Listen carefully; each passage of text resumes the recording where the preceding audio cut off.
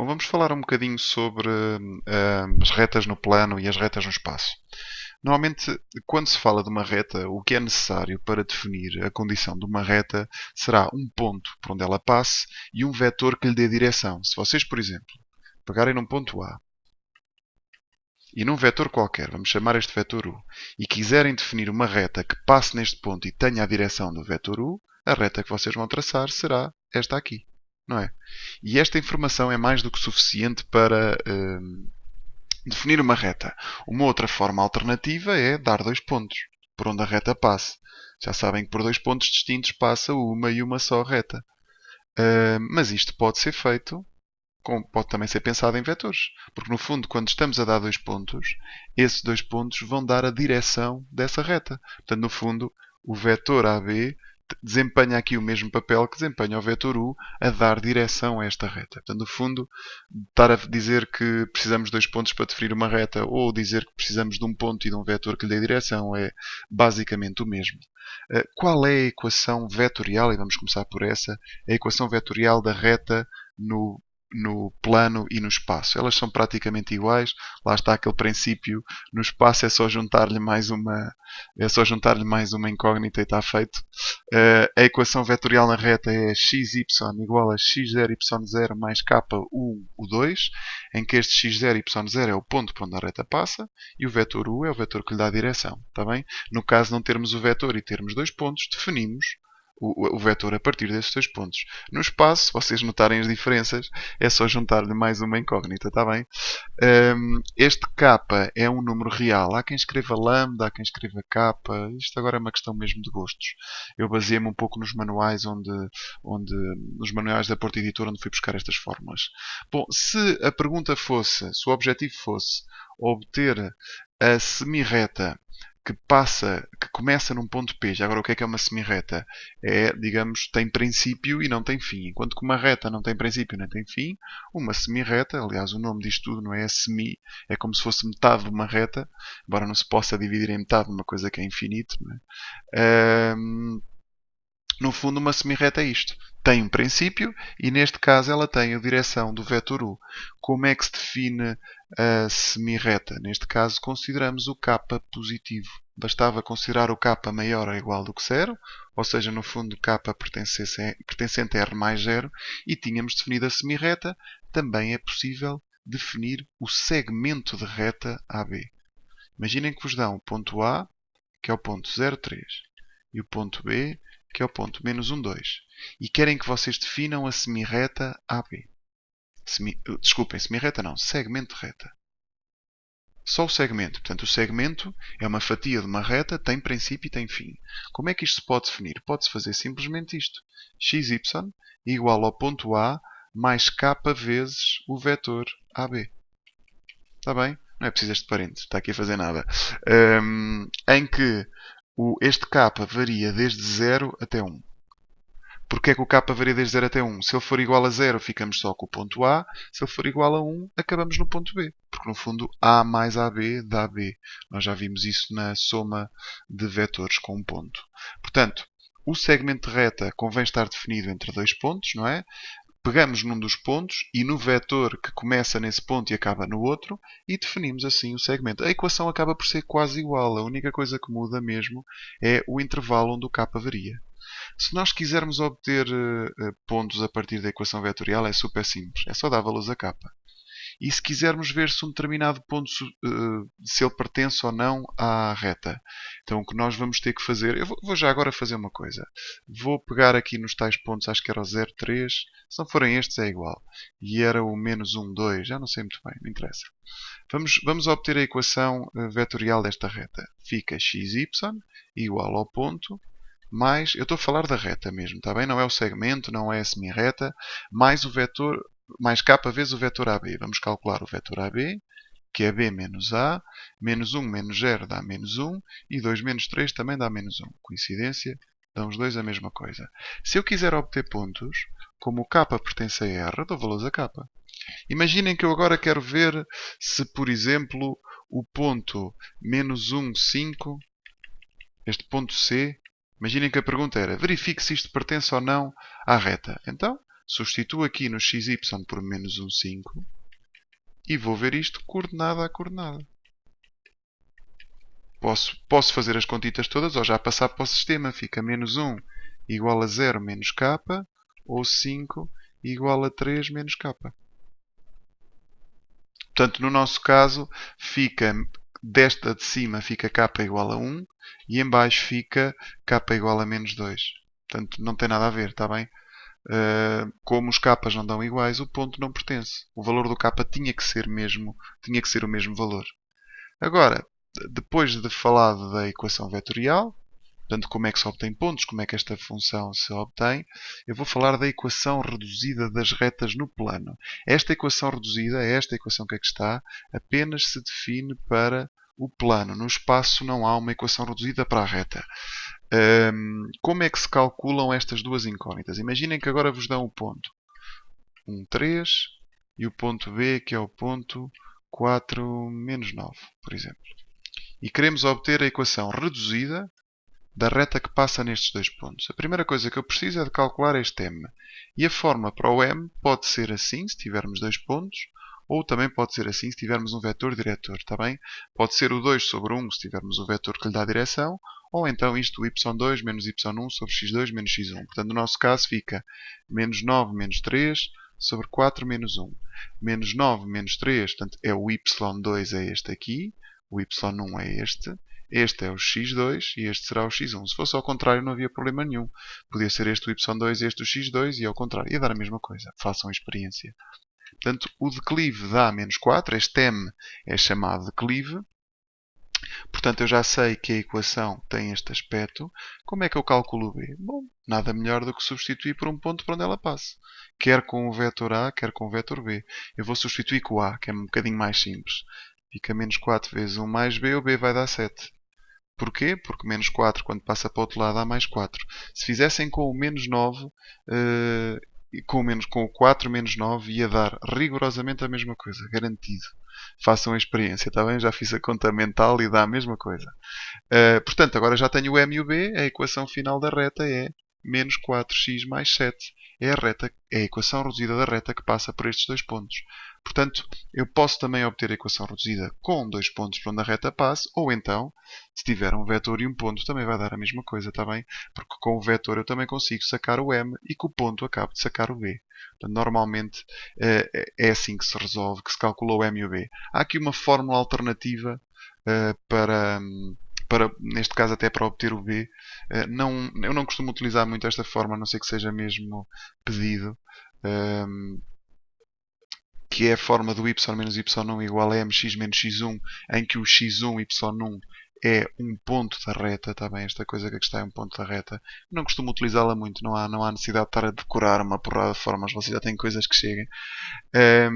Como é que, por exemplo, agora imaginem o inverso.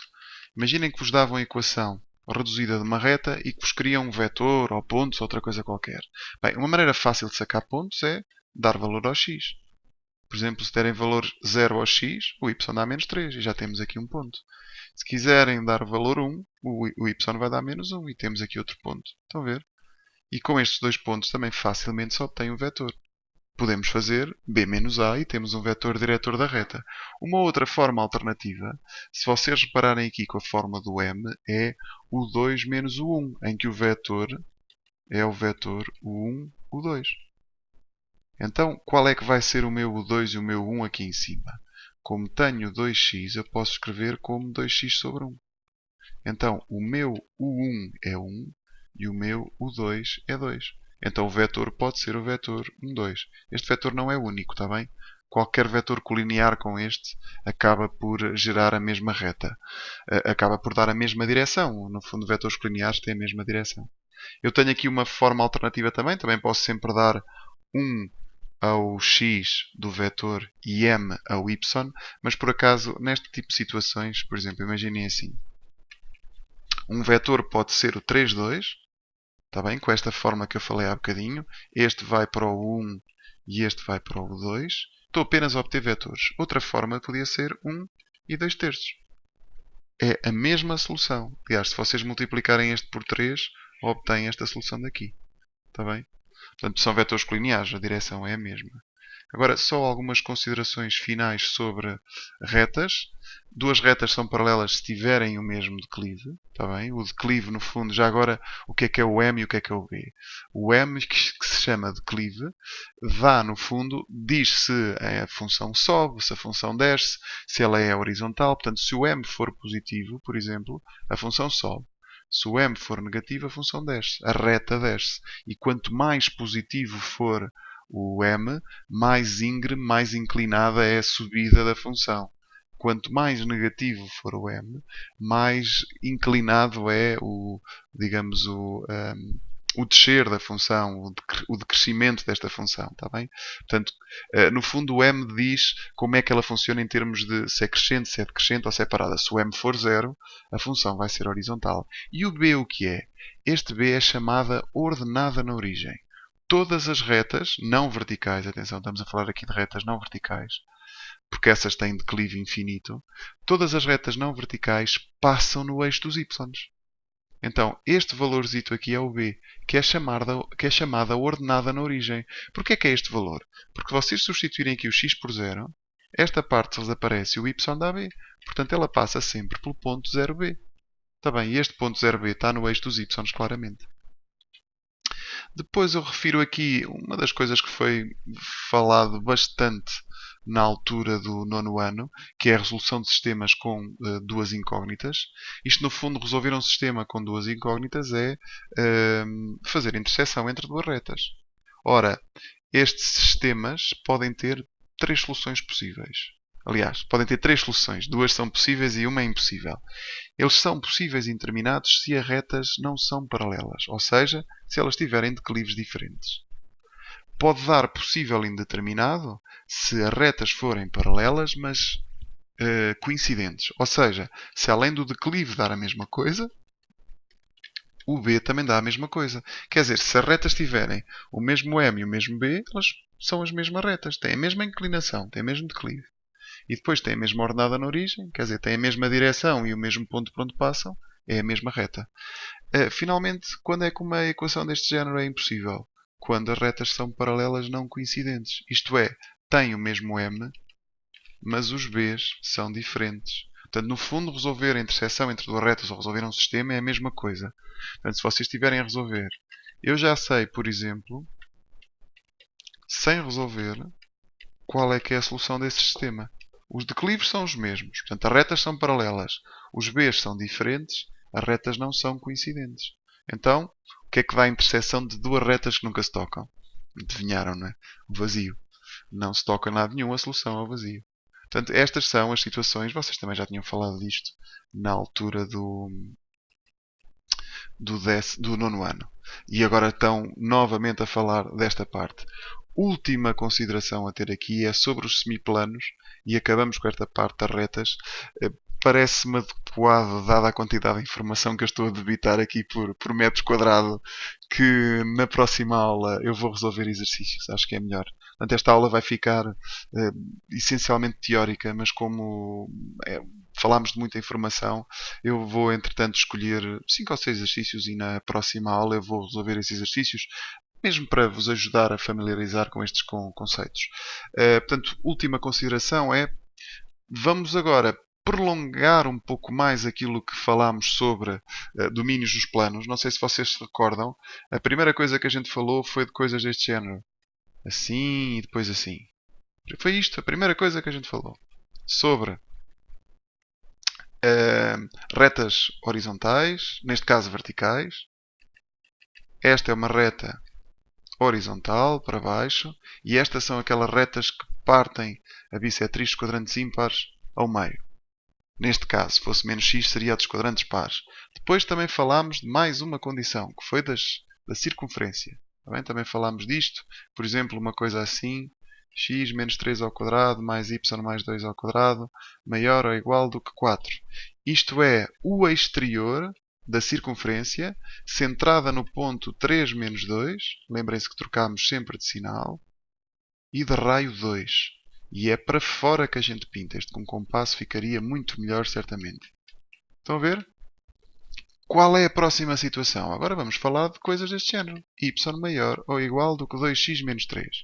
E mais uma vez no plano, está bem? Como é que se representa isto? Primeiro, se ignorássemos este maior ou igual, isto era uma reta.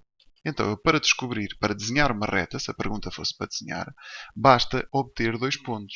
O primeiro ponto é o ponto 0, menos 3. O segundo ponto é o ponto 1, menos 1. Então, meto aqui o 0, menos 3 e o 1, menos 1, que está aqui. Então, a reta vai ser mais ou menos esta. Como a expressão está com maior ou igual, eu pinto para cima. Está feito. E ao contrário também é possível olhar para o desenho, sacar dois pontos e obter a equação reduzida da reta e dizermos se é maior ou se é menor. Nestas condições, normalmente utiliza sempre a equação reduzida e não a equação vetorial. Mas aquilo que eu digo aqui, para representar uma reta no plano é necessário seguir as seguintes etapas.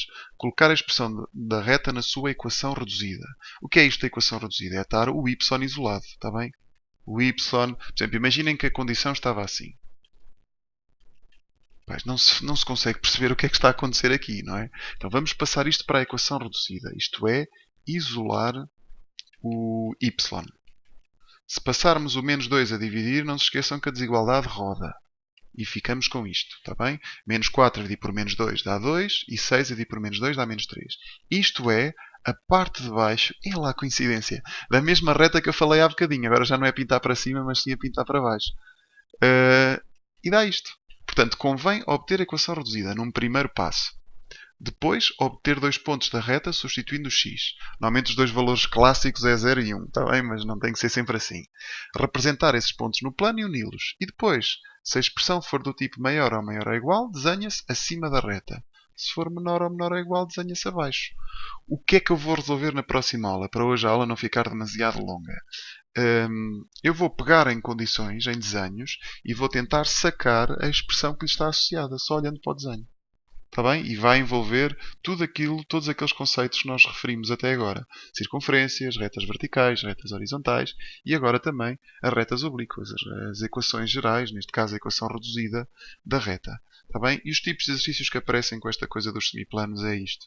Ou dão o desenho e pedem para vocês obterem a condição, que é o mais comum, ou então dão a condição e pedem para vocês desenharem. Está bem? Espero que vos tenha agradado esta aula.